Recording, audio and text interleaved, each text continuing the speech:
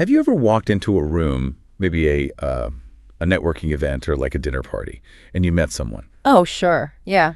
Someone who, I mean, on paper, they are perfectly fine, but you suddenly feel this immediate, just completely unexplainable sense of dread. Like a chill, right. Yeah, exactly. It's not a logical thought. Mm. It's not something you can easily articulate to the person standing next to you. It's just this heavy dropping sensation in your stomach, a sudden chill, or a primal gut feeling that something about this person is just profoundly, dangerously wrong. It is an incredibly unsettling experience because your rational brain is, it's looking at their tailored suit, listening to their polite conversation. Right, checking all the normal boxes. Exactly, and it tries to tell you that everything is completely normal.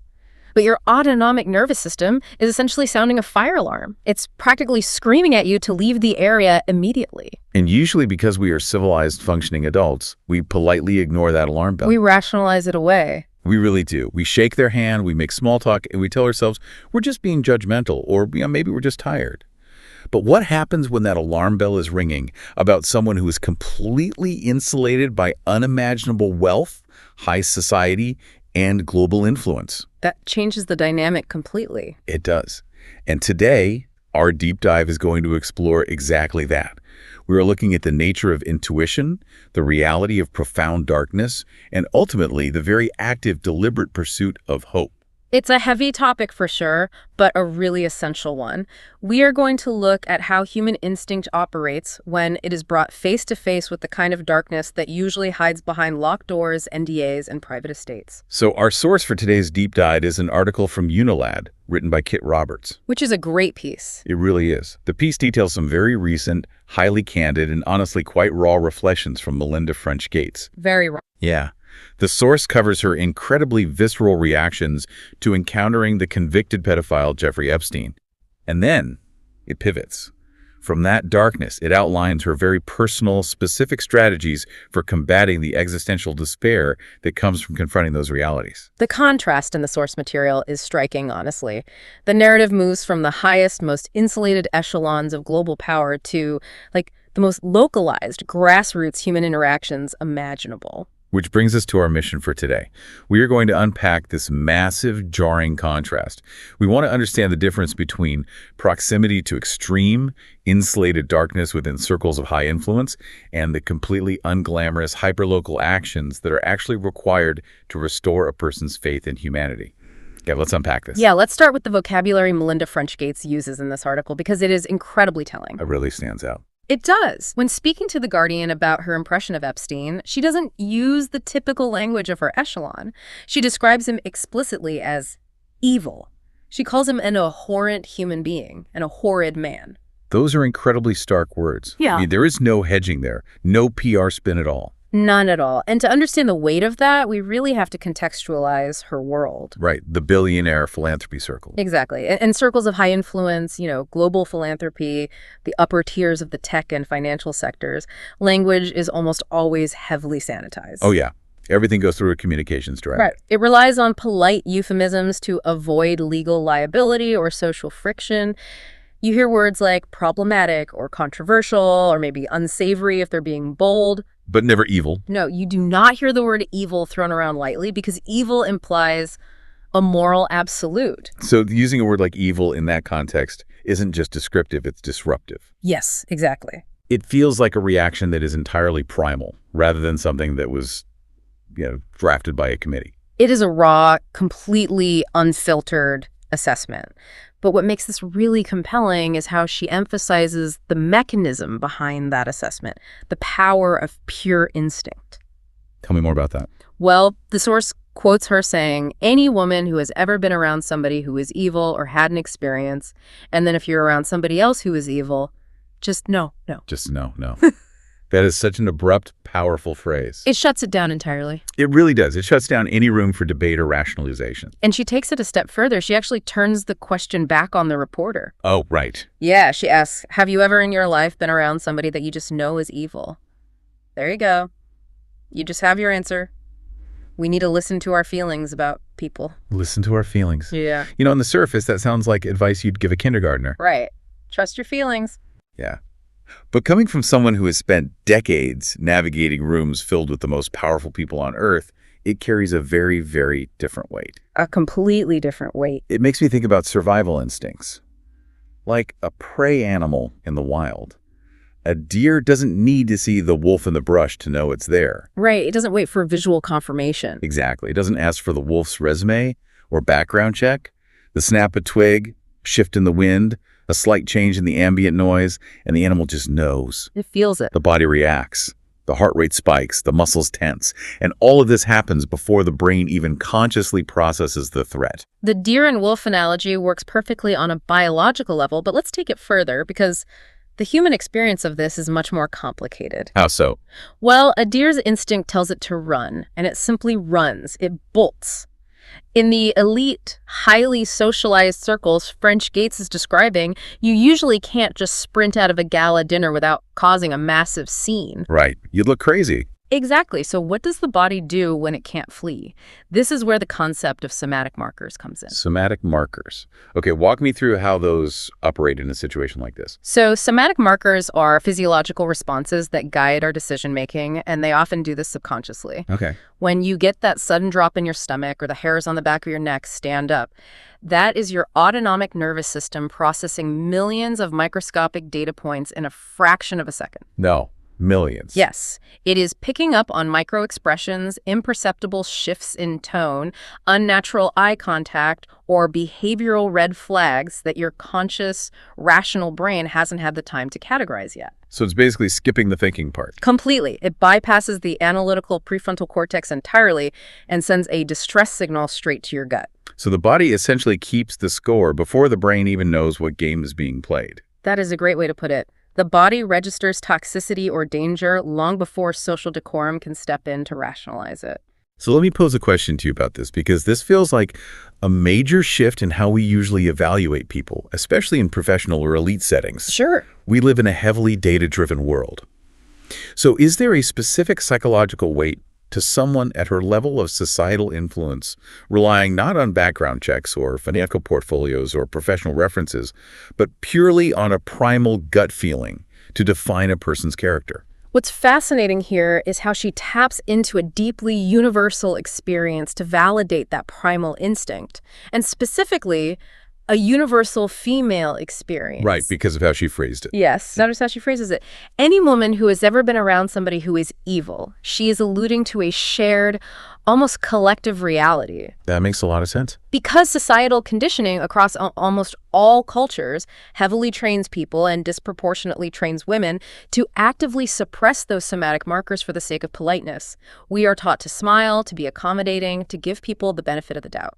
Oh, absolutely. Yeah. Especially people in positions of power. If you are at a networking event and a high-status individual gives you the creeps, you don't run away. You internalize it. You doubt yourself. Exactly. Yeah. You ask yourself, am I being crazy? Am I overreacting? Maybe they're just socially awkward.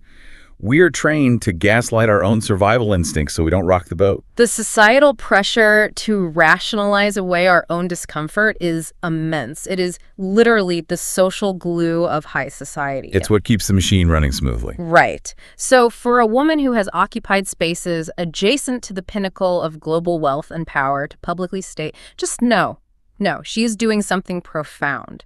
She is setting a hard, vocal, psychological boundary. She's refusing to play the game. Exactly. She is stripping away the required social etiquette that predators often weaponize. She isn't saying, I reviewed his philanthropic history and found discrepancies. She is saying, my body recognized his darkness, and that is enough of a metric to condemn him. It is a radical validation of the gut feeling.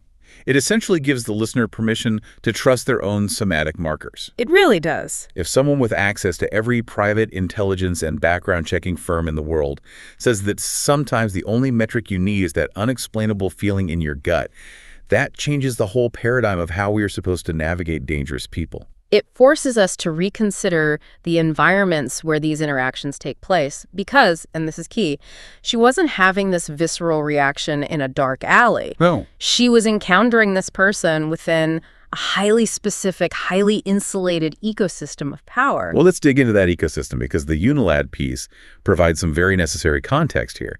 The text explicitly notes that Epstein was a financier associated with many powerful and influential people. Highly influential. And it highlights that victims have spoken out about horrifying abuse, including the abuse that took place on his private island, Little St. James. The setting is crucial to understand. We are not talking about everyday environments where actions have immediate, visible consequences. Right. We are talking about spaces that are inherently designed to be exclusive, private, and beyond the reach of normal societal scrutiny. The Unilad article also mentions that Epstein's estate files have been made public, featuring a lot of influential names.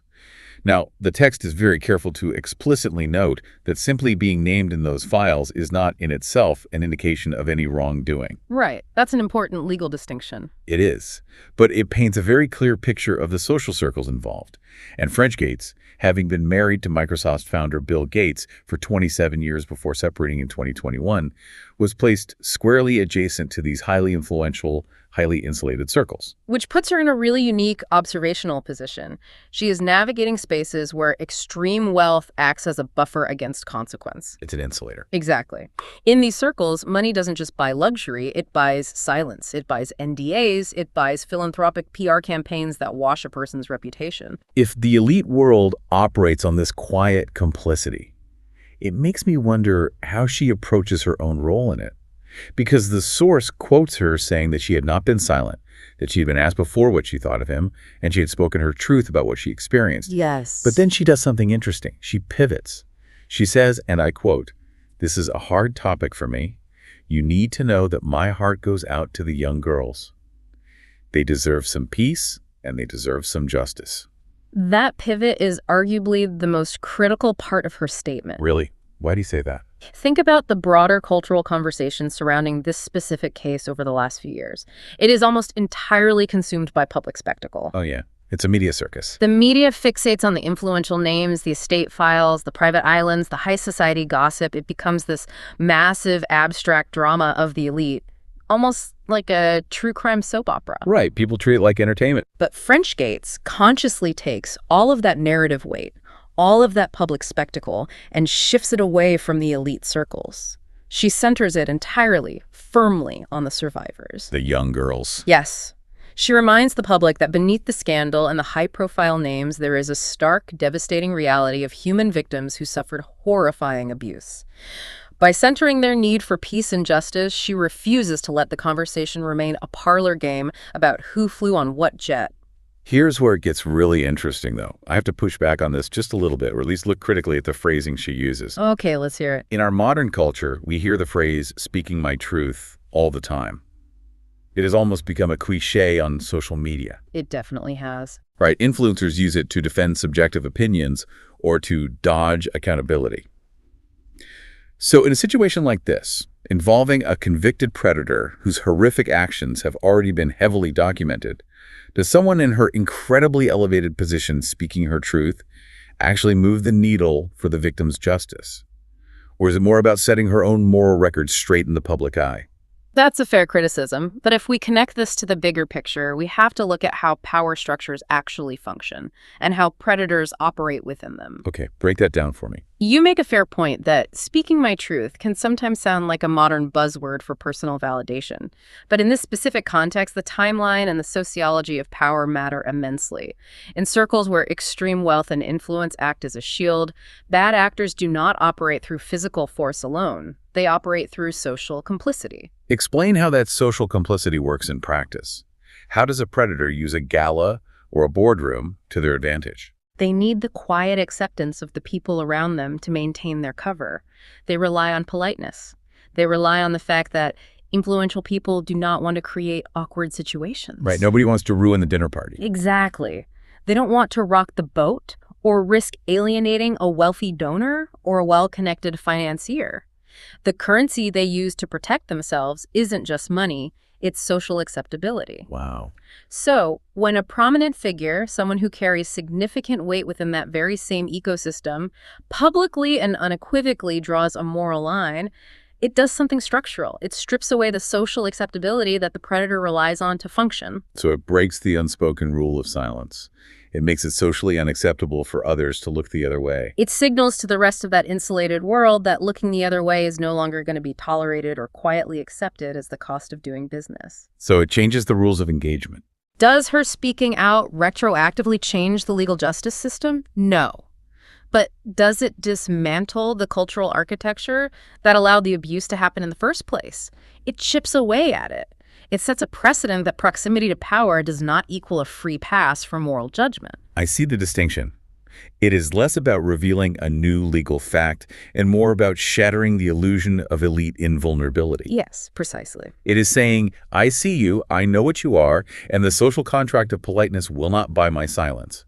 But holding that line, confronting that level of darkness, especially when it is heavily resourced and socially protected, I mean, that has to be deeply draining. It is incredibly taxing, which is why the source material's transition into the second half of the article is so vital.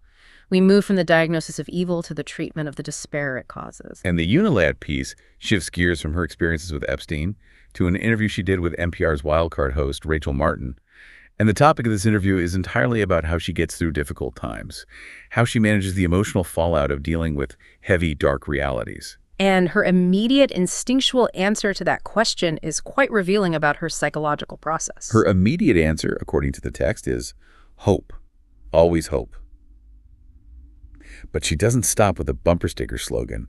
She explains the actual mechanics of how she accesses that hope. Right. She says that when she is really in despair, it is the best time to go out and see community work, whether that is in the United States or abroad. Let's deconstruct that phrase for a moment. Really in despair. This is a profound admission. It really is. It humanizes a figure who has immense, almost unfathomable resources. There is a common cultural assumption that extreme wealth or influence acts as an emotional insulator. Right. That if you have enough money, you don't feel the weight of the world because you can just buy your way out of discomfort. Right. The assumption is that if you have a private jet, a massive foundation, and a security detail, you are somehow immune to existential dread. You just fly above it. But her admission proves the exact opposite to the listener. Proximity to global issues, attempting to solve massive systemic problems, and being brought face to face with insulated, profound darkness like the evil she recognized in Epstein, it can trigger a level of despair that no amount of money can fix. Yeah. Despair is the natural human reaction to realizing the depth of the world's brokenness, regardless of your tax bracket. It is the realization that the darkness isn't just big. It's well-funded, it's systemic, and it's protected. That would induce despair in anyone.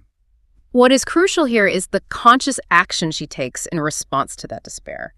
Notice that hope in this context is not described as a passive feeling. No, not at all. It is not an emotion that just magically arrives on its own if you sit in a quiet room and meditate on positive thoughts. Hope is framed as a prescription. It is an active pursuit. Despair is the trigger, the symptom, and physically seeking out community work is the deliberate, necessary treatment. It makes me think of an emotional circuit breaker. Think about how a house's electrical system works. Okay, I'm tracking. If there is a massive power surge, let's say, the emotional equivalent of confronting profound systemic evil, the system overloads. To protect the house from burning down, the circuit breaker trips, the power cuts out, you're plunged into darkness. That is despair. Right. Now, you can't just stand in your dirt kitchen and wish the lights back on. You can't just intellectually know that electricity exists and expect the fridge to start running. You have to physically walk down to the basement, open the metal box, and manually flip the switch back into the on position. The physical action is mandatory. The lights do not come back on until you flip the switch. But I'm stuck on one part of her strategy here. What's that? She has all the data in the world. Her foundation produces massive reports showing poverty decreasing or literacy rising or vaccination rates improving. She funds a massive portion of this global work. Why isn't a positive quarterly report enough to cure her despair? Why does she physically have to go out and see it? Because there is a massive psychological difference between abstract knowledge and tactile human connection. Really? Even when the data is that good? Think back to the first section of our deep dive. When she recognized the evil in that room, it wasn't an intellectual exercise. It wasn't a data point on a spreadsheet. No, it was a gut feeling. It was a visceral, deeply felt bodily experience. It was a somatic marker. Therefore, if the trauma or the despair is visceral and physical, the antidote must also be visceral, tangible, and witnessed firsthand. Ah, I see. A spreadsheet of charitable donations, no matter how large the numbers are, doesn't give you a somatic marker of joy. It doesn't make the hairs on your arms stand up. Exactly. You cannot cure a physical sensation of dread with a pie chart. You have to replace the sensory input of darkness with the sensory input of light. That makes perfect sense. You have to see the faces, hear the voices, and feel the energy of people actively doing good.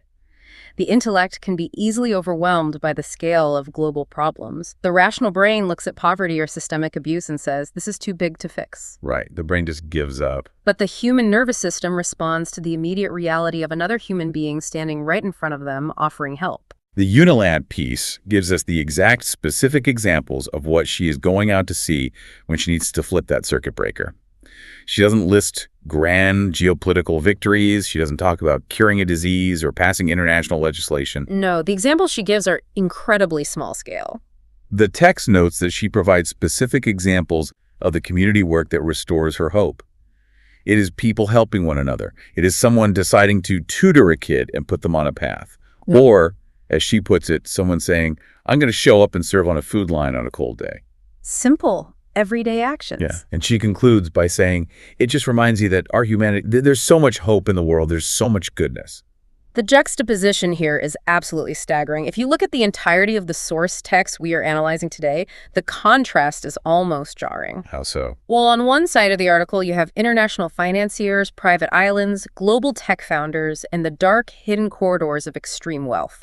And on the exact opposite side, what is the ultimate cure for the despair caused by that elite world? A food line. Yes, it is utterly unglamorous. It is hyperlocal. It is anonymous acts of service. It is standing in the freezing cold to hand a bowl of hot food to a stranger. It is the complete and total opposite of a private island. And look at the phrase she uses. Our humanity. She doesn't say she finds hope in the resilience of global supply chains or the brilliance of sweeping systemic overhauls, or even in her own massive philanthropic gestures. Right. She keeps it incredibly grounded. In this context, when she is battling deep personal despair, she finds her humanity in individual, person-to-person interactions.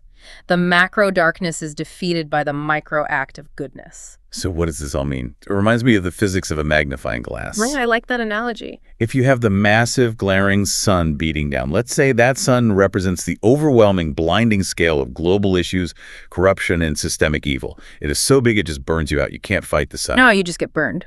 But if you take a magnifying glass and you focus all of that scattered, overwhelming energy into one tiny, localized, hyper-focused point, like tutoring one single kid on a Tuesday afternoon, you can start a fire.